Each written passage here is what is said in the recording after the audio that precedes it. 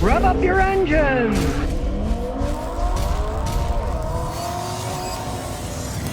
Okay, today you're going to learn a little bit more about hybrid technology and about a brand new 2024 Camry hybrid. It's got like 6,000 miles on it. I'll show you what you get for your money, which of course, numero uno, depends where you buy it. Okay, this one was purchased in Massachusetts. He paid $36,000. Same car in Clarksville was $31,000. So maybe if you want to take a trip to Tennessee, go buy a car, come back, and the trip will be more than paid for by what you'll save, what you pay for the car. Now, it's a hybrid. 2024, you had a choice. The new one's 2025 on, you don't. They're all hybrids. Now, he gets like 50 miles a gallon on the highway. He said going 75. He's not driving like a turtle. These hybrids have a decent amount of power, and they get phenomenal gas mileage. There's no arguing that. You might want to know a little bit about the technology behind it. So, I'm getting out my fancy scan tool here. See, I got my trusty Altel, but you notice there's now new things. There's this one, and there's also this one, because this is a hybrid car. As you can see, look at all the things you can check on these things. If you have to replace high voltage battery, there's things you have to do.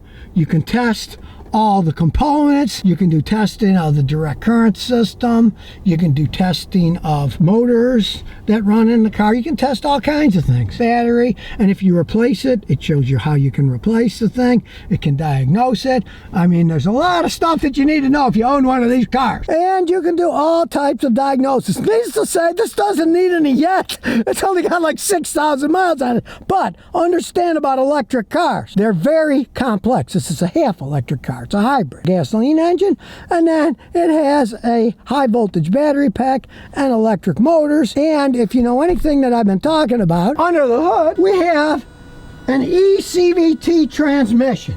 Now, people might say, oh, Scotty, you're a hypocrite. You say CVT transmissions stink. Well, these are different. They're eCVT. The regular CVT transmissions have drums and belts or chains to make constantly variable gear ratios. It's infinite. This is an electronic CVT. And as such, they don't have the drums and chains and all that crap that slips and rides like crap. So you have a pretty direct drive. And they're not like the motorboats that most CVT, especially the early transmissions, were. And of course, a few years ago, Toyota has a CVT transmission in their regular, like take a gasoline Corolla. But they're very interesting, the newer ones. Many of them have a launch gear. So they have an actual gear that launches the car. These aren't eCVTs, these are regular CVTs. But they have an actual gear that it launches on. And once it takes off in the first gear, then once it revs high enough, it goes and starts running the regular CVT transmission.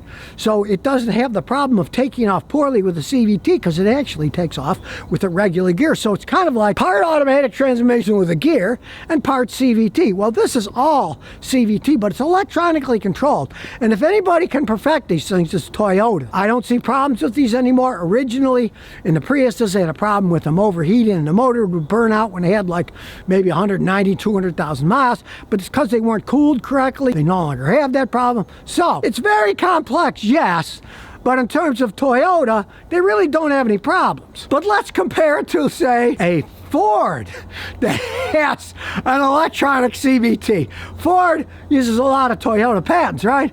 But in terms of their electronic CVTs, guess what? Ford makes them themselves, and they put cheap bearings in them. And almost every one I see, they get 160, 180,000 or so. You start to hear, and it's the bearing wearing out in the CVT transmission, which means time for another transmission.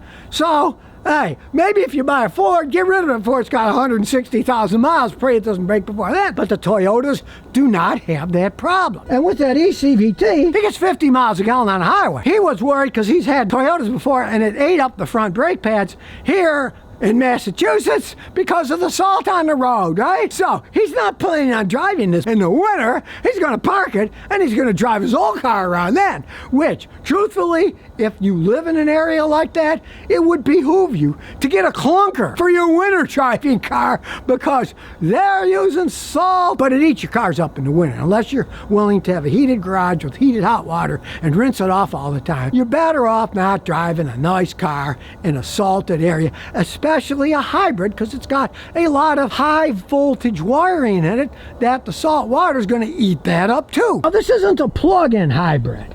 it has gasoline in it, but it doesn't have an electric plug.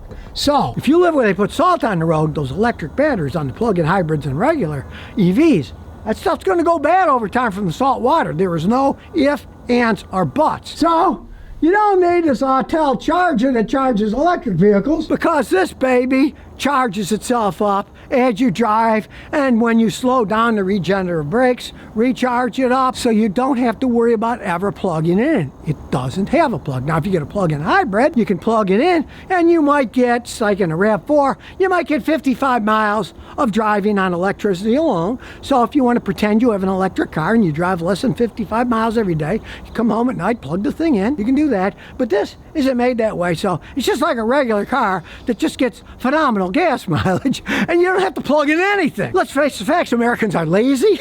They don't want electric cars for one big reason. They gotta sit there for 5 hours and charge something, or overnight, and then they get a notice from the manufacturer that says, like Jeep just did, park your vehicles outside your garage. They may start on fire even when you're not using them. No, these don't have that problem.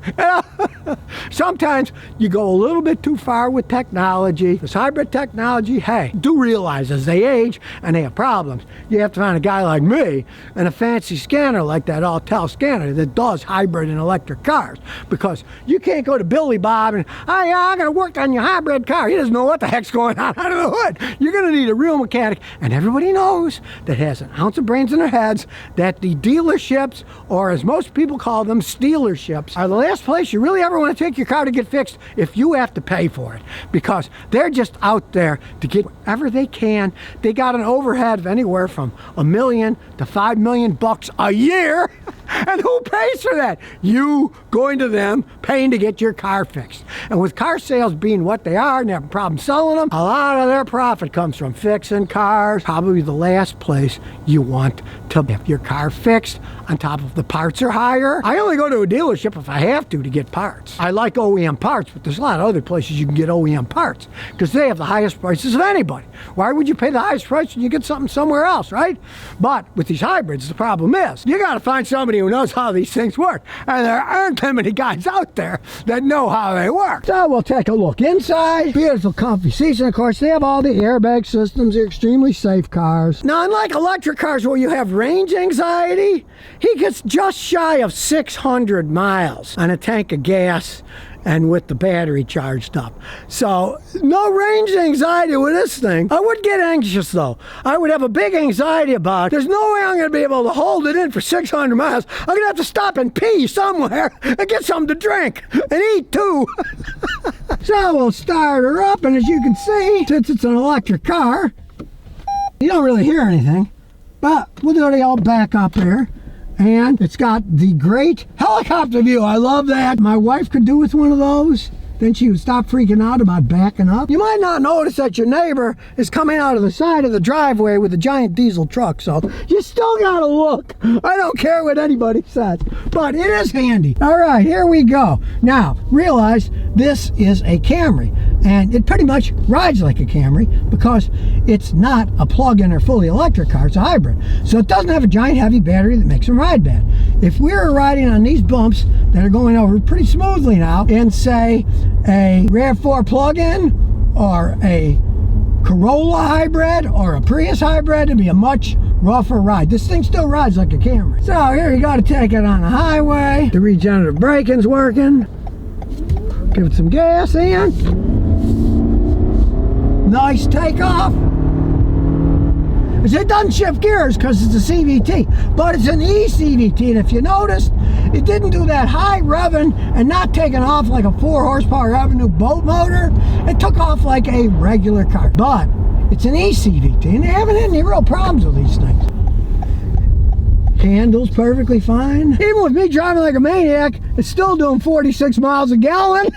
And even though it has regenerative braking, it's not like a Tesla where you take your foot off the brake and it automatically comes to a stop. No, it doesn't work that way. So what do I think? Well, the vehicle itself, it has a good history of lasting a long time. I have to say, The longest one I've ever seen, I've seen a Camry hybrid that had 250,000 on it, still had the original battery, still got pretty good gas mileage. Now, it didn't get the 50 like this because it was an older one, and there's better technology now, so they actually get even better gas mileage.